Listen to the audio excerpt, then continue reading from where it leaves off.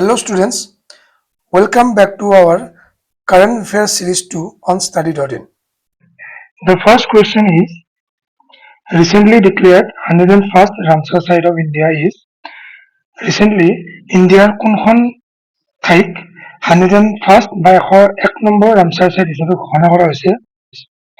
So the answer is option B, Glow Lake, Arunachal Pradesh. এতিয়া glow লেকটো Arunachal প্ৰদেশৰ প্ৰথম ৰামচাৰ চাইট হয়। এইটো অৰুণাচল প্ৰদেশৰ লোহিত ডিষ্ট্ৰিক্টত আছে আৰু Kamlang tiger reserve and wildlife চেঞ্চুৰীৰ মাজত গ্ল লেকটো অৱস্থিত। এতিয়া ৱেটলেণ্ড বুলি ক'লে আমি কি হয় আমি অকণমান চাওঁ। ৱেটলেণ্ড বুলি ক'লে আমি তেনেকুৱা ঠাইবিলাকক আমি ক'ব খোজো যিবিলাক ঠাইত জলভূমি আৰু পৃষ্ঠভূমি ৱাটাৰ বডিজ আৰু লেণ্ড মাছ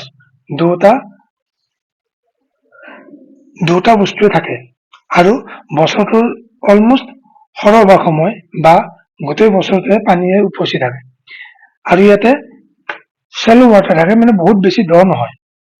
ফৰ এক্সাম্পল বিল, জলাশয়, পিটনি বা দলনি সেনেকুৱা টাইপৰ এৰিয়াবিলাকক বা সেনেকুৱা টাইপৰ ৰিজনবিলাকক ৱেটলেণ্ড বুলি ক'ব পাৰি। এই ৱেটলেণ্ডবিলাকে ফ্ৰেছ ৱাটাৰ ছাপ্লাই কৰে, বায়'ডাইভাৰ্চিটি মেইনটেইন কৰি ৰখাত সহায় কৰে, ফ্লাড কণ্ট্ৰল কৰে আৰু গ্ৰাউণ্ড ৱাটাৰ ৰিচাৰ্জ কৰিব পাৰে বা ক্লাইমেট চেঞ্জ মিটিগেট কৰিব পাৰে। এতিয়া এই যিবিলাক ৱেটলেণ্ড আছে এই ৱেটলেণ্ডবিলাক আচলতে ইম্পৰ্টেঞ্চ অনুযায়ী ৱৰ্ল্ডৰ আটাইতকৈ যিবিলাক ইম্পৰ্টেণ্ট ৱেটলেণ্ড আছে সেই ৱেটলেণ্ডবিলাকক ৰামচাৰ চাইট বুলি কোৱা হয়। আৰু এই ৰামচাৰ চাইটখিনি যে আছে এই Ramsar চাইটখিনি under the Ramsar convention 1971ত sign কৰা এখন ট্ৰিটি, যাৰ আণ্ডাৰত এই যিবিলাক ৱেটলেণ্ড আছে, যিখিনি ইম্পৰ্টেণ্ট ৱেটলেণ্ড আছে গোটেই পৃথিৱীৰ, সেই ৱেটলেণ্ডবিলাকক স্বীকৃতি দিয়া হয়। চ' ৰামচাৰ আচলতে এখন মানে কি ইৰাণৰ ঠাই হয়। ত' 1971ত ইৰাণত ৰামচাৰ বোলা যিখন জাগা আছিল তাত এই ট্ৰিটিখন চাইন কৰা হৈছিলে। এতিয়া ৱৰ্ল্ডৰ যদি আমি প্ৰথম ৱেটলেণ্ড বুলি চাব যাওঁ তেতিয়া হ'ব কোবৰ্গ পেনিনচুলা ইন অষ্ট্ৰেলিয়া। অষ্ট্ৰেলিয়াত থকা যিটো কোবৰ্গ পেনিনচুলা আছে সেইটো হ'ল ৱৰ্ল্ডৰ প্ৰথম ৰামচাৰ চাইট। ইয়াক 1974ত স্বীকৃতি দিয়া হৈছিলে আৰু আটাইতকৈ বেছি ৰামচাৰ চাইট থকা যিখন দেশ সেইখন হ'ল ইউনাইটেড কিংডম, য'ত অলমোষ্ট 176 ৰামচাৰ চাইট আছে। তাৰপিছত মেক্সিকো, য'ত 144 ৰামচাৰ চাইট আছে আৰু ব্ৰাজিলৰ এনেকুৱা এখন দেশ য'ত আটাইতকৈ বেছি এৰিয়া মানে ৰামচাৰ চাইটৰ আণ্ডাৰত আছে। নেক্সট, এই ৱেটলেণ্ডবিলাকক প্ৰায়ে আমাৰ পৃথিৱীৰ কিডনী বুলি কোৱা হয়। দেন এজ অফ টুডে, আজিৰ দিনত ইণ্ডিয়াত 101খন ৰামচাৰ চাইট আছে আৰু গোটেই এছিয়াৰ ভিতৰত ইণ্ডিয়াতে আটাইতকৈ বেছি সংখ্যক ৰামচাৰ চাইট আছে। এতিয়া আমাৰ ইণ্ডিয়াৰ ভিতৰত যদি আমি আটাইতকৈ বেছি ৰামচাৰ চাইট থকা ৰাজ্য বুলি সোধো, দেন তাৰ উত্তৰটো হ'ব তামিলনাডু, য'ত 20খন চাইট আছে। তাৰপিছত হ'ব উত্তৰ প্ৰদেশ, তাত য'ত মানে 13খন মানে কি ৰামচাৰ চাইট আছে। দেন গোটেই ভাৰতবৰ্ষৰ ভিতৰত আটাইতকৈ বৃহৎ ৰামচাৰ চাইটখন হ'ল সুন্দৰবন ৱেটলেণ্ড, যিটো ৱেষ্ট বেংগলত আছে, আৰু আটাইতকৈ সৰু ৰামচাৰ চাইটখন হ'ল ৰেণুকা ৱেটলেণ্ড, যিটো হিমাচল প্ৰদেশত আছে। এতিয়া আমি নৰ্থ ইষ্টৰ পাৰ্চপেক্টিভৰ পৰা যদি চাওঁ, নৰ্থ ইষ্টত আমাৰ টোটেল সৰ্বমুঠ 6খন ৰামচাৰ চাইট আছে আৰু অসমত অকল এখন আছে, সেইখন হ'ল দীপৰ বিল। আৰু প্ৰতি বছৰে 2 ফেব্ৰুৱাৰী তাৰিখটো ৱৰ্ল্ড ৱেটলেণ্ড ডে হিচাপত পালন কৰা হয়। এইটো 2022 চনৰ পৰা পালন কৰা হৈছে। Next question, The Sangeet Sudhakar title is conferred upon which of the following artists of Assam? সংগীত সুধাকৰ যিটো উপাধি সেই উপাধিটো ৰিচেণ্টলি অসমৰ কোনজন মানে আৰ্টিষ্টক দিয়া হৈছে? অকে, গতিকে ইয়াৰ ভিতৰত শুদ্ধ উত্তৰটো হ'ব জুবিন গাৰ্গ, আৰু তেখেতক মৰণোত্তৰভাৱে এই উপাধি প্ৰদান কৰা হৈছে। এতিয়া যদি আমি চাওঁ, অসম সাহিত্য সভাৰ দ্বাৰা এই উপাধিটো প্ৰদান কৰা হৈছে আৰু তাৰ লগতে জুবিন গাৰ্গৰ দ্বাৰা ৰচিত আটাইবিলাক গীতক এটা কমপ্লিট বেলেগ শ্ৰেণীত ৰাখা হৈছে আৰু সেই শ্ৰেণীটোৰ নাম দিয়া হৈছে জুবিন সংগীত বুলি। যেনেকুৱাকে আমি জ্যোতি সংগীত, ৰাভা সংগীত সেনেকুৱাকে চাইছো। চ' জুবিন গাৰ্গৰ দ্বাৰা ৰচনা কৰা যিমানবোৰ গীত আছে সিমানবিলাক গীতক গোটেইখিনিকে একেলগে জুবিন সংগীত বুলি এটা বেলেগ শ্ৰেণী প্ৰদান কৰা হৈছে। Question number 3. Which of the following statements is or true regarding the process of self-enumeration with respect to census 2027? এতিয়া আমি সকলোৱে গম পাওঁ যে আমাৰ চেঞ্চাছ 2027ৰ কাৰণে আমাৰ সেলফ এনিউমাৰেশ্যন সাৰ্ভে বিলাক ষ্টাৰ্ট হৈছে। এতিয়া ইয়াৰে অপশ্যন কেইটাৰ ভিতৰত শুদ্ধ উত্তৰটো হ'ল অনলি বি, চি আৰু ডি কাৰেক্ট। মানে প্ৰথম অপশ্যনটো শুদ্ধ নহয়। এতিয়া প্ৰথম অপশ্যনটো শুদ্ধ নোহোৱাৰ মেইন কাৰণটো হৈছে সেলফ এনিউমাৰেশ্যনটো এটা মেণ্ডেটৰী প্ৰচেছ নহয়। মানে যদি কোনোবা ৰেছপণ্ডেণ্টে কৰিব খোজা নাই তেতিয়াহ'লে তেওঁ নকৰিলেও কোনো প্ৰব্লেম নাই। যেতিয়া ফিল্ড ভিজিটত এনিউমাৰেটৰজন যাব বা এনিউমাৰেটৰ গৰাকী যাব তেতিয়াও সেই কামটো কৰিব পাৰে। গতিকে এইটো মেণ্ডেটৰী প্ৰচেছ নহয়, সেইকাৰণে অপশ্যন এটো ভুল। তাৰ উপৰিও আমি আৰু অকণমান যদি সেলফ এনিউমাৰেশ্যন প্ৰচেছৰ বিষয়ে আমি জানিব বিচাৰো, এই যিটো চেঞ্চাছ আছে এই চেঞ্চাছটো কমপ্লিটলি মিনিষ্ট্ৰী অফ হোম এফেয়াৰ্ছৰ আণ্ডাৰত বা গৃহ মন্ত্ৰালয়ৰ তত্বাৱধানত এই চেঞ্চাছটো কণ্ডাক্ট কৰা হৈছে। এতিয়া যিটো সেলফ এনিউমাৰেশ্যন যিটো পৰ্টেল বা প্ৰচেছ আছে এই প্ৰচেছটো এই যিটো ৱেবছাইট দিয়া আছে se.census.gov.in তাত ৱেবছাইটত গৈও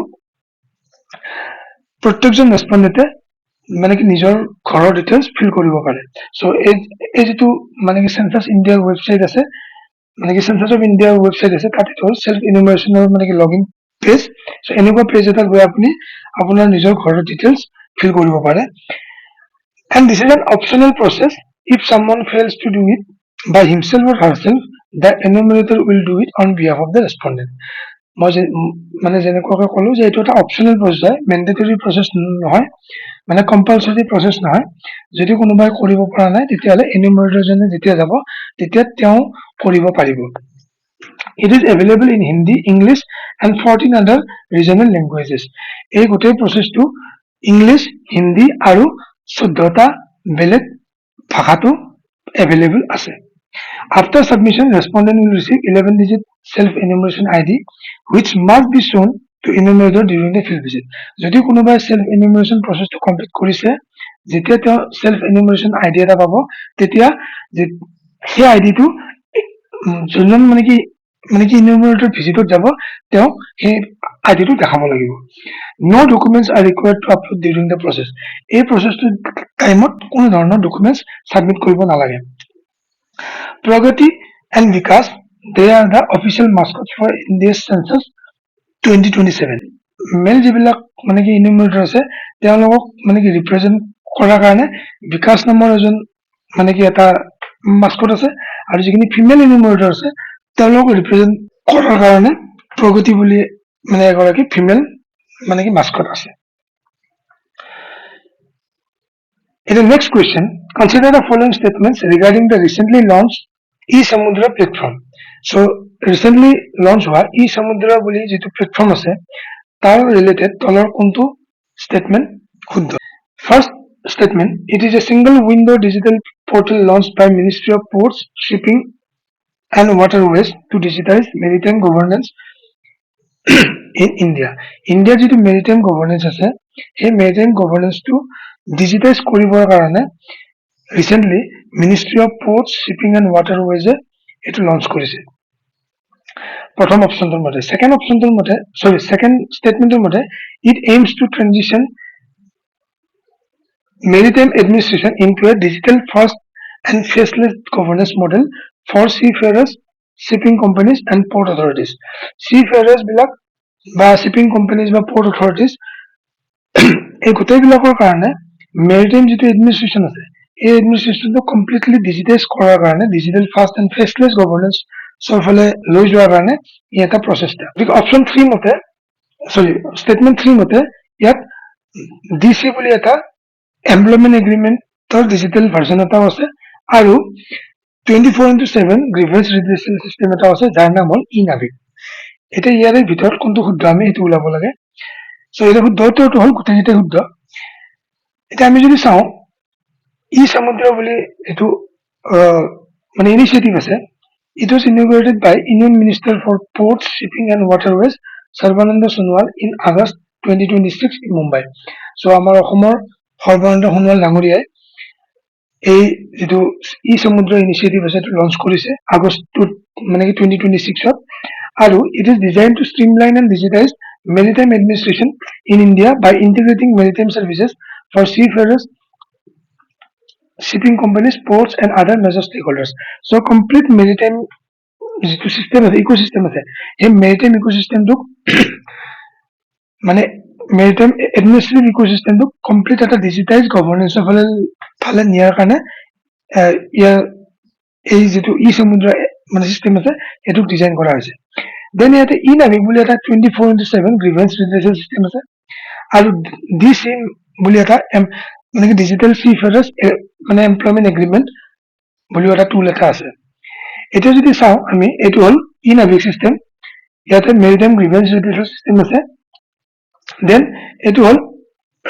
ই সমুদ্ৰ মানে India's unified maritime services portal so ইণ্ডিয়াৰ যেটো মেৰিটাইম সাৰ্ভিস আছে সেই মেৰিটাইম সাৰ্ভিসটো কমপ্লিট ডিজিটাইজ কৰাৰ কাৰণে ই সমুদ্ৰ ইনিচিয়েটিভটো লোৱা হৈছে নেক্সট কোৱেশ্চন দ্য লোক কল্যাণ দিৱস in Assam is observed annually on অসমত লোক কল্যাণ দিৱসটো বছৰি কোন তাৰিখে পালন কৰা হয় 2nd August 3rd August 5th August or 7th August so the correct option is 5th August এটা যদি আমি লোক কল্যাণ দিৱসৰ বিষয়ে অকমান পঢ়ো it is observed annually on 5th August to commemorate the death anniversary of Lokpriya Gopinath Bordoloi so লোক কল্যাণ দিৱসটো লোকপ্ৰিয় গোপীনাথ বৰদলৈৰ লগত জড়িত তেওঁৰ মৃত্যু বাৰ্ষিকীৰ তো আমি মানে মানে অবজাৰ্ভ কৰিবলগে আমি প্ৰতি বছৰে 5th আগষ্টত আমি লোক কল্যাণ দিৱস পালন কৰো এই লোক কল্যাণ দিৱস উপলক্ষে অসম চৰকাৰে প্ৰতি বছৰে কৰ্মশ্ৰী পুৰস্কাৰ আৰু লোকসেৱা পুৰস্কাৰ প্ৰদান কৰে for outstanding administrative excellence and public service delivery লোকপ্ৰিয় গোপীনাথ বৰদলৈদেৱ অসমৰ প্ৰথম মুখ্যমন্ত্ৰী আছিল স্বাধীনোত্তৰ কালত গোপীনাথ বৰদলৈদেৱক 1999 চনত মৰণোত্তৰভাৱে ভাৰত ৰত্ন দিয়া হৈছিল next question the national handloom day is celebrated annually on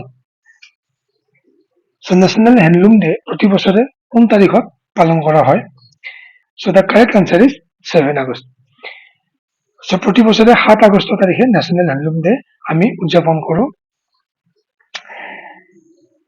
এতিয়া এই যেটো মানে কি ন্যাশনাল হ্যান্ডলুম ডে আছে সো 1905 চনত স্বদেশী মুভমেন্ট যেটা আমাৰ আৰম্ভ হৈছিল সেই মানে কি মুভমেন্টৰ প্ৰতি লক্ষ্য ৰাখি আমি প্ৰতি বছৰে 7 আগষ্টত ন্যাশনাল হ্যান্ডলুম ডে আমি উদযাপন কৰো first national handloom day was launched by prime minister মানে কি Modi in chennai on august 7 2015 2015 চনৰ 7 আগষ্টৰ পৰা আমি এই দিনটো উদযাপন কৰো এতিয়ালৈকে ইণ্ডিয়াত টোটাল 4টা হ্যান্ডলুম সেন্সাস হৈছে from 1987 or 1988 ৰ পৰা 2019 and 20 লৈকে আমাৰ যিবিলাক হ্যান্ডলুম সেক্টৰত যিখিনি ওয়াৰ্কাৰ আছে তেওঁলোকক কি কৰা হয় আসলতে এটা ই পেছন পোৰ্টেল বুলি এটা আছে য'ত তেওঁলোকে ৰেজিষ্টাৰ কৰিব লাগে it allows new and previously left out workers to register while existing workers can update their details and download their cards so এই যেটো ই পেছন পোৰ্টেল আছিল তাত প্ৰত্যেকজন হ্যান্ডলুম ওয়াৰ্কাৰে মানে কি নিজকে ৰেজিষ্টাৰ কৰিব পাৰে আৰু ৰেজিষ্টাৰ কৰাৰ লগে লগে এখন ই পেছন কাৰ্ড এখন মানে বেসিক্যালি ক'ব গ'লে আই কাৰ্ড এখন পায় আৰু এই যেটো ই পেছন পোৰ্টেল আছিল এই পোৰ্টেলটো লঞ্চ কৰা হৈছিল জানুৱাৰী 2025 ত আৰু according to the মানে latest handloom census 2019-20 almost 31.45 lakh handloom household আমাৰ ইণ্ডিয়াত আছে আৰু ইয়াৰে ভিতৰত 25.46 lakhs or more than 72% of total workers কি হয় মহিলা হয় খুব বেছি ইম্পৰ্টেণ্ট মানে চেক্টৰ হয় য'ত আমাৰ উমেন পাৰ্টিচিপেশ্যনটো বহুত বেছি মেজৰিটিত আছে।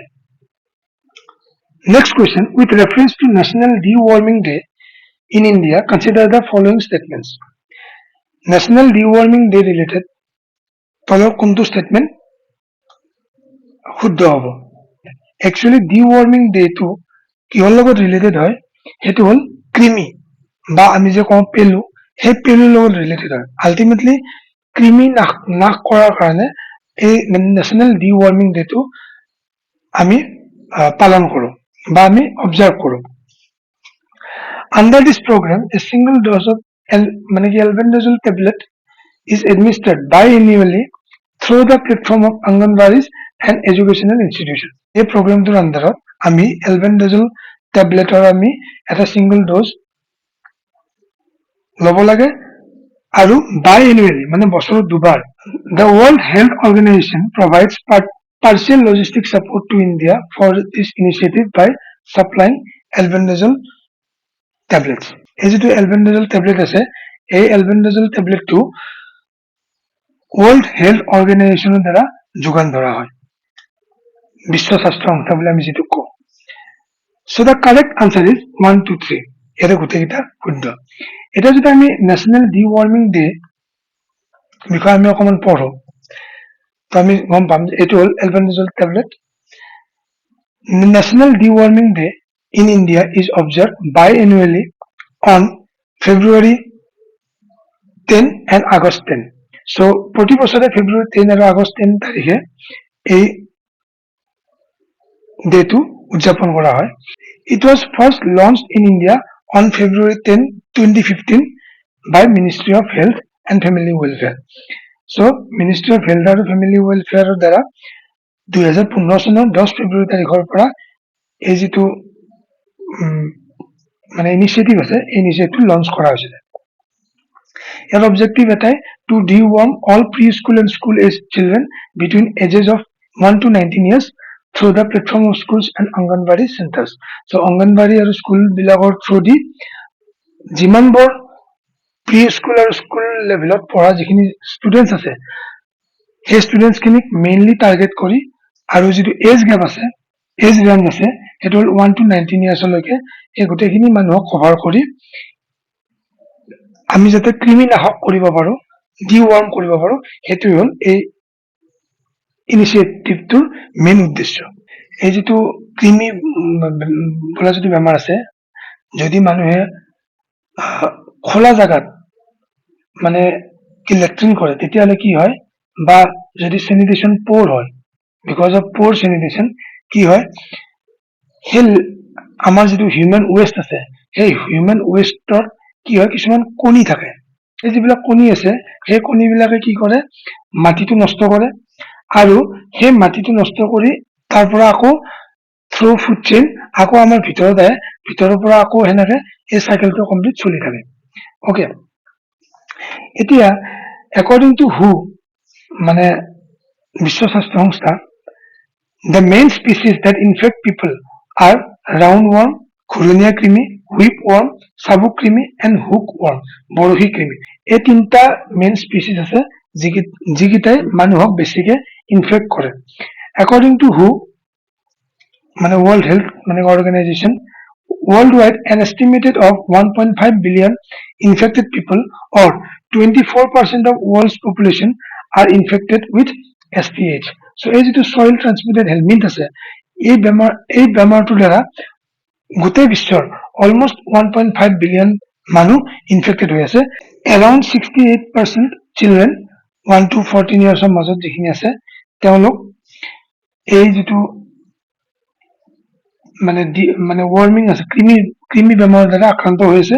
According to the National Center for Disease Control report এটা আছে 2016 মানে পাব্লিছ হোৱা ৰিপৰ্ট সেই ৰিপৰ্টটোৰ মতে অসমৰ অলমোষ্ট 50% মানুহ এই যিটো বেমাৰ আছে এই কৃমি বেমাৰত আক্ৰান্ত হৈ থকা বুলি কোৱা হৈছে। এতিয়া ইয়াৰে আমি কাৰণবিলাক কি হয় কাৰণ হ'ল অপেন ডেফিকেশ্যন আমি যদি খোলা জাগাত শৌচ কৰো walking barefoot on contaminated soil, যিবিলাক soil contaminate হৈ আছে মানে যিবিলাক soil polluted হৈছে তাত যদি আমি খোলা মানে খালী ভৰিৰে খোজ কাঢ়ো, unwashed hands after using toilet or before eating, টয়লেটত গৈ তাৰপিছত যদি আমি হাতখন নোধোৱাকৈ আমি খানা খাওঁ বা খানা খোৱাৰ আগত যদি আমি হাতখন ভালদৰে নোধো, consuming untreated water or unwashed raw fruits and vegetables, আমি যদি মানে কি চাফ চিকুণ পানী নাখাওঁ, ওকে, আৰু যদি বাহিৰৰ পৰা কিনি আনা বা কেঁচা শাক চব্জি বা কেঁচা ফল মূল আমি যদি ভালদৰে ধুই নলৈ যদি আমি খাওঁ, তেতিয়াহ'লে এনেকুৱা কাৰণবিলাকৰ দ্বাৰা যিটো সইল ট্ৰান্সমিটেড হেজবিন মানে কি ডিজিজ আছে এইটো বস্তু বিয়পিব পাৰে। চিমটমছ, ইয়াৰ লক্ষণবিলাক কেনেকুৱা? Anaemia or and severe malnutrition, blood loss হ'ব পাৰে আৰু malnutrition হ'ব পাৰে। Physical growth and mental development become stunted, physical গ্ৰোথটো ৰখি যাব পাৰে বা ঠিক মানে সঠিকভাৱে মেণ্টেল ডেভেলপমেণ্ট বা মেণ্টেল গ্ৰোথ নহ'ব পাৰে।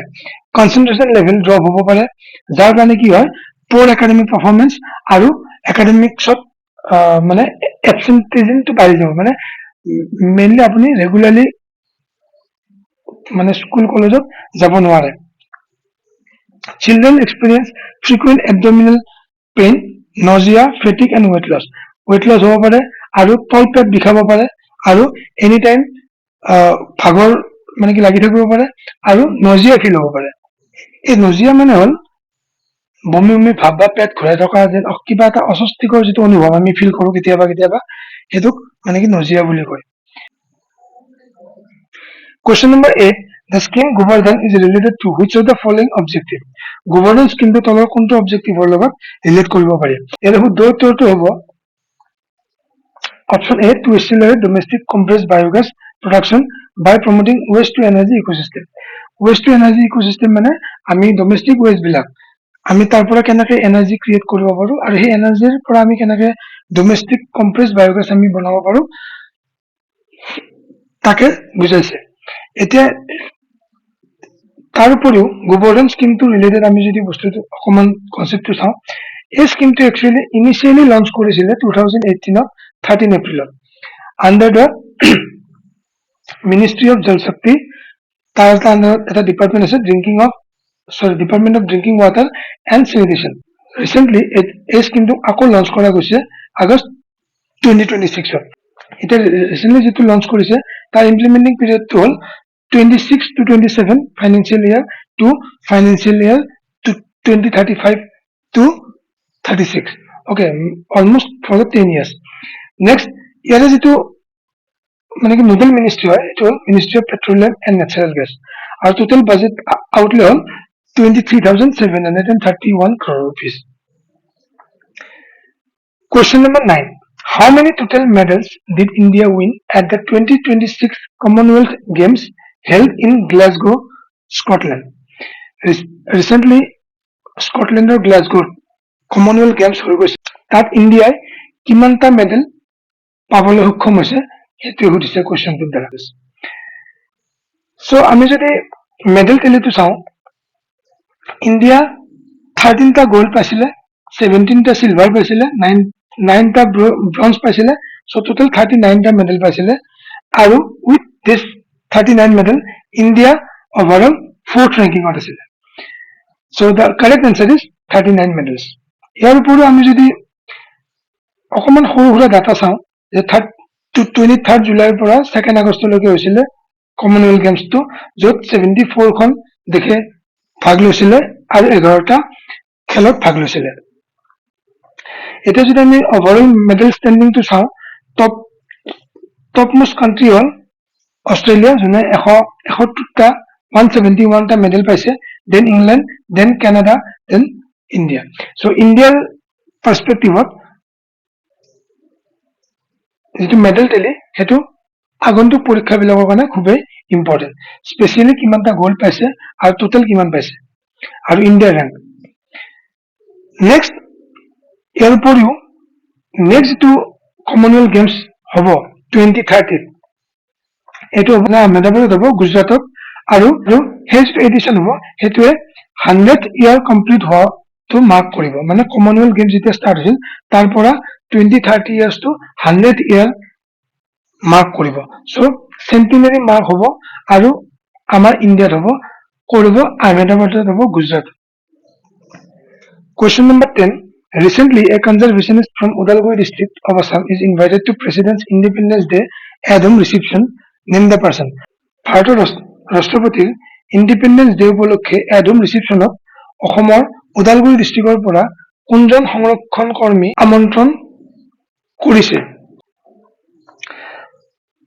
So ইয়াৰ শুদ্ধ উত্তৰটো হ'ল দিদম দৈমাৰী গতিকে এখেত হ'ল দিদম দৈমাৰী এখেত বেচিকেলি বন্যপ্ৰাণী সংৰক্ষণ কৰ্মী কমিউনিটি লেড ফৰেষ্ট প্ৰটেকশ্যন আৰু সাষ্টেইনেবল ডেভেলপমেণ্টৰ বিষয়ে লগত তেওঁলোক উত্তৰপ্ৰতভাৱে জড়িত হৈ আছে আৰু তেওঁৰ এই প্ৰচেষ্টাৰ প্ৰতি সন্মান জনাই ভাৰতবৰ্ষৰ ৰাষ্ট্ৰপতিয়ে স্বাধীনতা দিৱস উপলক্ষে ৰাষ্ট্ৰপতি ভৱনত এখেতক আমন্ত্ৰণ জনাইছে গতিকে মই আশা কৰিছো এই ইনফৰমেশ্যনখিনিয়ে আপোনালোকক আগন্তুক পৰীক্ষাৰ বাবে প্ৰস্তুতি চলোৱাত সহায়ক বঢ়াব ধন্যবাদ